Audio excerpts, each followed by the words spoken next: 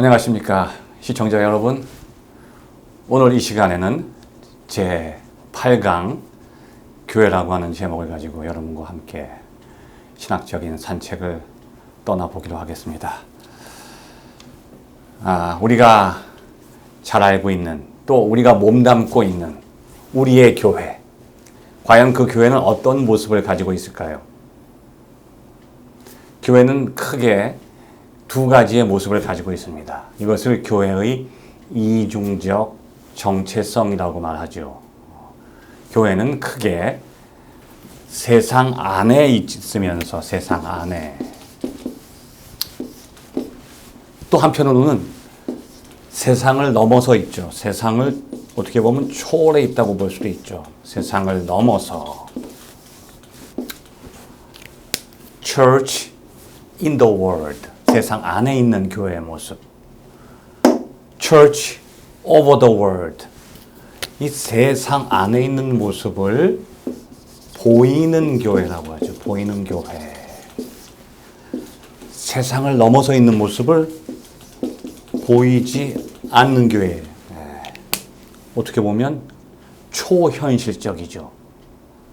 비현실적이라는 말과 초현실적이라는 말은 달라요. 비현실적이라는 것은 존재하지 않는다는 의미가 강하고, 초현실적이라는 것은 세상 안에는 존재하지 않지만 또 세상을 넘어서 존재한다는 의미를 포함하고 있죠. 그래서 교회는 보이는 차원과 보이지 않는 차원을 함께 가지고 있어요. 자, 우리가 모여서 예배드리는 장소, 보이는 교회죠. 또 성도들이 함께, 교인들이 모여있는, 크리스찬들이 모여있는 그 공동체의 모습, 이것도 교회예요. 그런데 신약 성서를 읽어보면 교회가 제일 처음 형성될 때 보이는 모습으로 먼저 형성되지 않고 보이지 않는 모습에서부터 교회는 출발한 것으로 성경은 우리에게 증거하고 있죠. 오순절에 마가의 다락방에서 120문도가 성령으로 충만해요. 불이 혀같이 갈라지는 그 놀라운 성령의 체험을 통해서 교회가 형성되는 거죠. 그리고 그 교회가 보이는 현실 속에서 이제 설립되고 부흥돼 나가게 되는 거죠. 교회의 정체성 가운데 이 둘은 어느 하나도 배제될 수가 없죠. 보이는 차원과 보이지 않는 차원. 그래서 교회는 이 둘 사이를 끊임없이 움직이고 있는 것입니다. 자, 여러분, 히라보 어원에 보면 교회를 에클레시아라고 그러죠. 에클레시아. 이 에크라고 하는 말은 뭐뭐 밖으로라고 하는 전치사죠. 클레시아는 우리가 지난번 강의에서 공부했던 이 성령에 대한 강의에서 성령을 파라클레이토스라고 그렇게 신약 성서는 설명한다고 제가 말씀드렸습니다. 파라클레이토스라고 하는 것은 옆에서 나란히 말하는 사람, 변호사, 보혜사, 나를 대신해서 하나님께 간구하는 분. 그 명사에서 나오는 파라클레이토스에서 클레오라고 하는 동사가 있죠. 클레오. 이 클레오에서 또 나온 말이죠. 그러니까 밖으로 불리워짐, 밖으로 불러짐, 그런 뜻을 갖고 있죠. 이게 교회의 정체성입니다. 교회는 밖으로 불러진 공동체죠. 어디로? 세상 밖으로. 세상 안에 살고 있는 많은 사람들 가운데 하나님께서 특별히 선택한 사람들을 세상 밖으로 불러내죠.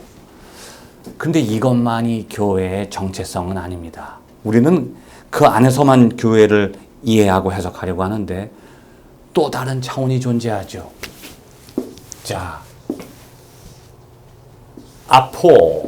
아포라고 하는 말은 앞으로, 스텔로라고 하는 것은, 스텔레인이라고 하는 말은 스텔로에서 온 거죠. 스텔레인, 스텔로라고 하는 말은 보낸다는 뜻이에요.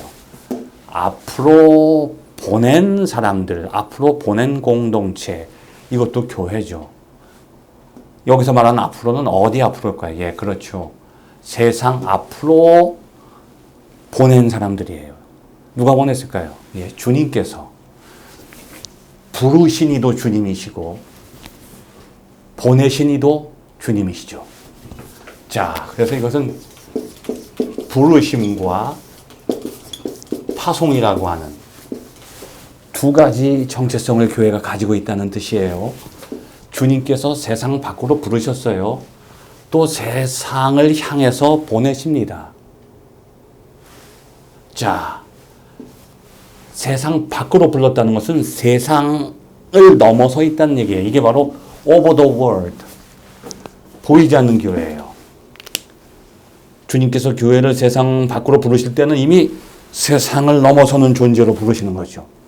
그러면 세상을 떠나버리고 세상 없이 살아야 되는데, 우리 기독교는, 교회는, 그리스도인들은 세상에 발을 딛고 사는 거예요. 살아있는 동안 세상을 떠날 수가 없어요. 그래서 주님께서 다시 세상을 향해서 파송하십니다. 그 순간 교회는 세상 안으로 가는 거예요. 세상 안에 존재하는 거죠.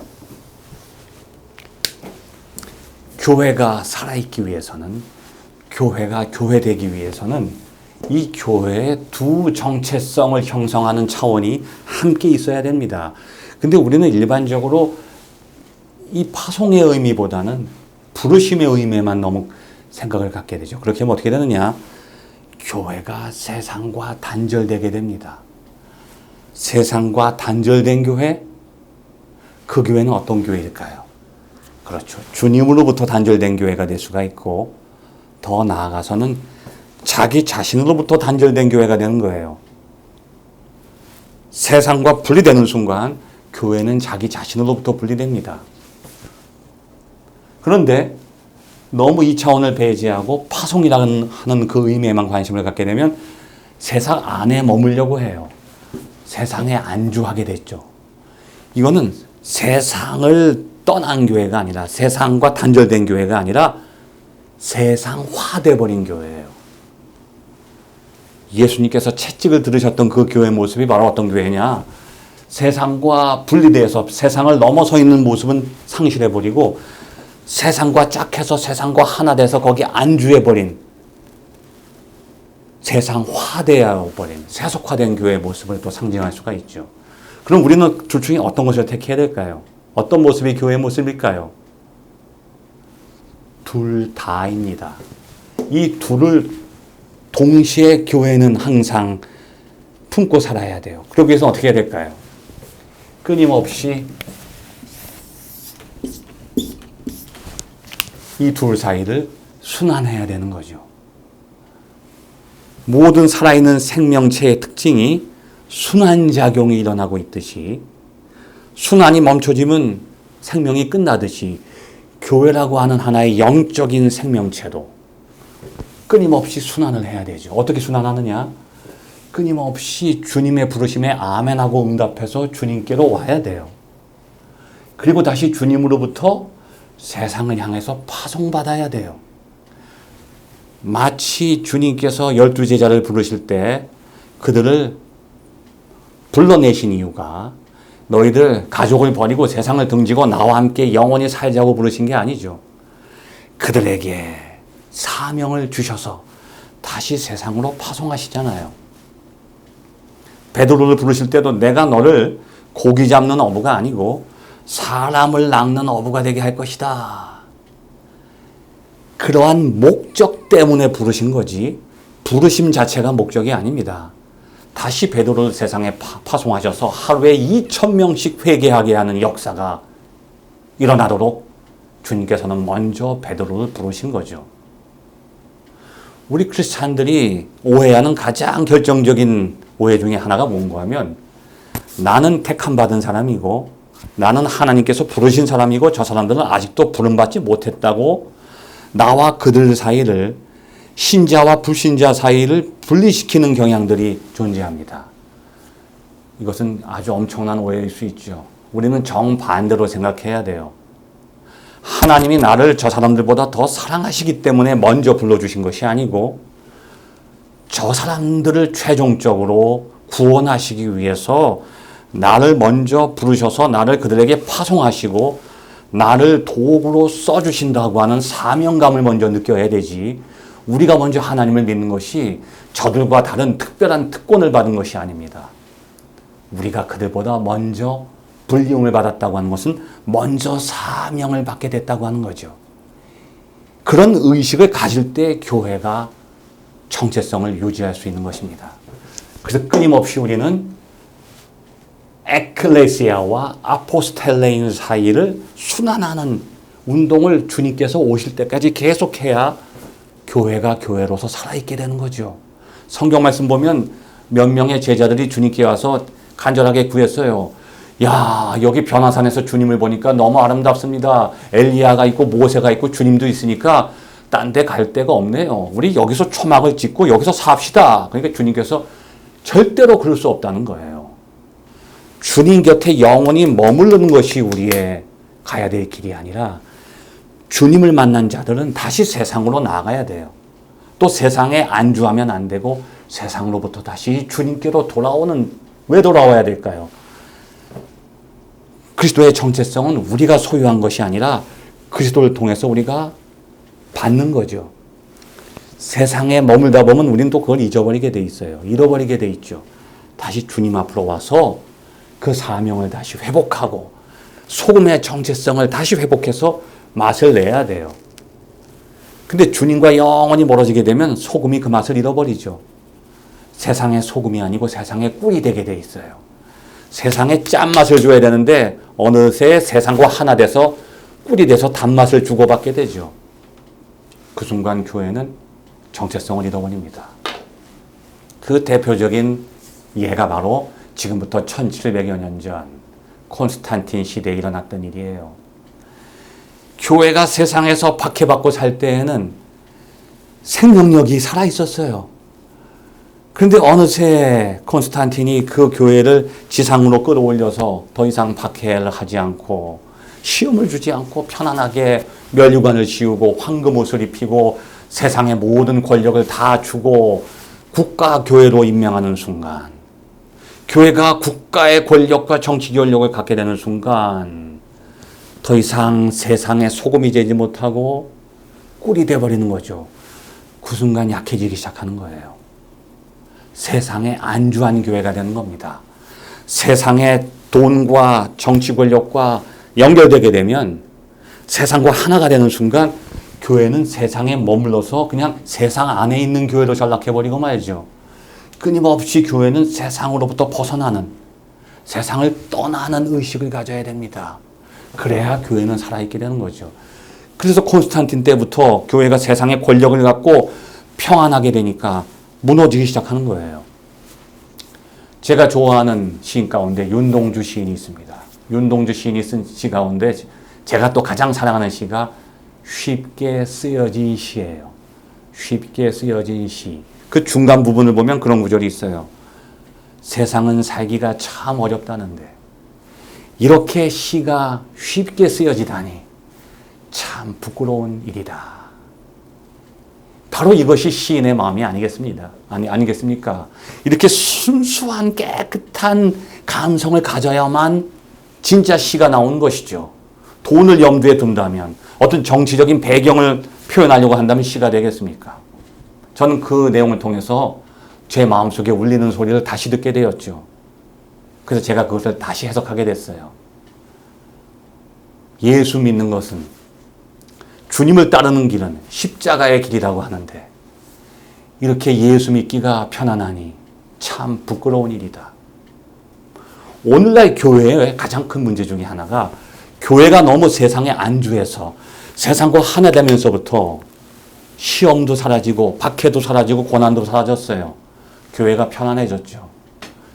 이것은 교회가 사는 길이 아니고 죽는 길입니다. 빨리 그 자리를 떠나서 주님께로 돌아오는, 다시 부르심에 응답하는 그러한 운동이 교회 안에 있어야 될 것입니다. 오늘날 우리 그리스도인들이 겪는 신앙적인 위기 가운데 가장 대표적인 것이 무엇이냐? 바로 교회가 교회되지 않고 예배와 삶이 분리되는 겁니다. 예배를 그냥 삶의 한 부분 속에서 형식적으로 드리고 그 예배가 삶 가운데 뿌리내리지 못하는 거죠. 그렇게 되면 신앙생활과 사회생활이 완전히 단절되게 되죠. 교회가 저는 아주 믿음 좋은 거룩한 그리스도인의 모습이 될 수 있고 세상에 가서는 누구보다도 세상과 짝해서 잘 활동하고 세상과 함께 잘 흘러가는 편안한 사회인이 될 수가 있죠. 그런데 주님께서 말씀하셨어요. 너희들이 하나님과 물질을 동시에 섬길 수 없다. 하나를 섬긴다는 것은 하나를 버린다는 것이죠. 하나님을 선택하게 되면 우리는 세상을 버려야 되는데 우리가 세상에 빠지는 이유가 머릿속에서 이 둘이 나눠지는 거죠. 교회가 살아있기 위해서는 예배가 살아있어야 됩니다. 예배라고 하는 것이 무엇이냐? 삶의 한 부분을 드리는 것이 아니라 삶 전체를 하나님께 드리는 거죠. 성전은 보이는 성전만이 있는 것이 아니라 보이지 않는 성전이 있어요. 이게 바로 우리의 몸이죠.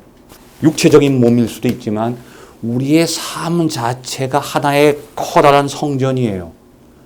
그리고 그 삶 자체가 예배를 드리는 공간이 되어야 된다는 거죠. 주일날 예배 시간에서만 하나님을 섬기고 그게 끝나면 예배가 끝난다고 생각하기 때문에 사회생활 속에서는 하나님을 등지고 살게 되는 겁니다. 부르심을 등지고 세상 안에 안주하게 되는 거죠. 그런데 시청자 여러분, 예배가 살아있다고 하는 것은 그 예배가 살아있는 것으로 끝나는 것이 아니라 그 예배가 삶과 연결될 때 예배가 살아있는 겁니다. 목사님의 설교는 예배 시간에 끝나지 않습니다. 일주일 동안은 목사님의 삶 속에서 계속 이어지죠. 여러분이 주일날 드리는 그 예배는 1시간 동안의 예배로 끝나지 않아요. 그 예배는 예배 시간에 시작되지만 끝나는 것은 여러분의 삶의 자리에서 끝나는 거죠. 다시 말해서 예배라고 하는 것은 삶의 한 부분이 아니고 예배로부터 삶이 출발하는 거죠. 거기서부터 예배가 시작되는 거예요. 그래서 예배가 무너지면 삶이 무너질 수밖에 없다는 거예요. 온전한 신령과 진정의 예배가 하나님께 드려질 때 거기서부터 온전한 신령과 진정의 삶이 하나님을 향하게 되는 거죠. 우리가 생각하는 이 보이는 예배, 교회에서 모여서 드리는 예배도 예배지만 보이지 않는 예배는 한 크리스찬이 일주일의 생활 가운데 늘 하나님을 향해서 예배할 때 거기서 또 교회가 형성되는 거예요. 교회의 모습은 하나님과 인간의 관계가 회복되는 곳, 이 예배가 드려지는 곳, 예배라고 하는 것은 관계의 회복이죠. 이곳이 예배이기 때문에 보이는 성전, 우리가 다니는 그 교회에서만 예배가 드려지는 것이 아니라 여러분의 삶의 한복판에서 예배가 드려진다고 볼 수가 있습니다. 오늘날 지금 우리는 개신교가 크게 부흥되는 시대에 살고 있지만 어떻게 보면 개신교가 무너지는 시대에 살고 있다고 볼 수가 있죠. 왜냐하면 교회 자체가 흔들리고 예배가 흔들리게 된 거죠. 캐톨릭 교회는 하나의 모습으로 부패했지만 지금은 수많은 교파로 나눠져 있어요. 우리가 주님 앞에 회개해야 될 가장 큰 제목은 뭐냐? 감리교, 성결교, 장로교, 침례교 수많은 교파로 분리되어 있죠. 이것은 바로 오직 믿음과 오직 말씀과 오직 은총이라고 하는 세 가지 주제를 갖고 일으켰던 그 종교 개혁이 어느새 퇴색해버리고 그 자리에 교리라고 하는 것, 내가 고백하는 신앙 고백만이 진리라고 하는, 이것이 정통이라고 하는, 나와 교리가 다르면 이단시하는 그러한 교파 분열이 오늘날 개신교의 역사라고 볼 수 있습니다. 이제 우리는 다시 교회의 정체성을 회복해야 돼요. 부르심을 받고 파송을 받는 그 교회의 정체성을 우리가 회복하고 주님의 하나의 몸으로서의 우리의 교회 모습을 회복해야 됩니다. 주님께서는 우리를 다 하나로 만들어 주시기 위해서 자신의 몸을 찢으셨는데 우리가 우리의 교리와 신앙 고백 때문에 다른 사람과 우리를 분리시킨다고 한다면 이미 그리스도의 몸이 다시 찢어지게 되는 거죠. 우리는 먼저 그리스도의 몸을 하나로 다시 연결시켜서 그 속에서 교회의 정체성을 회복하고 교회의 사명을 다시 한번 되새기는 진정한 교회가 회복되는 그러한 사명을 자각하고 그 사명을 감당하는 여러분의 교회가 되어야 할 줄로 생각합니다. 감사합니다.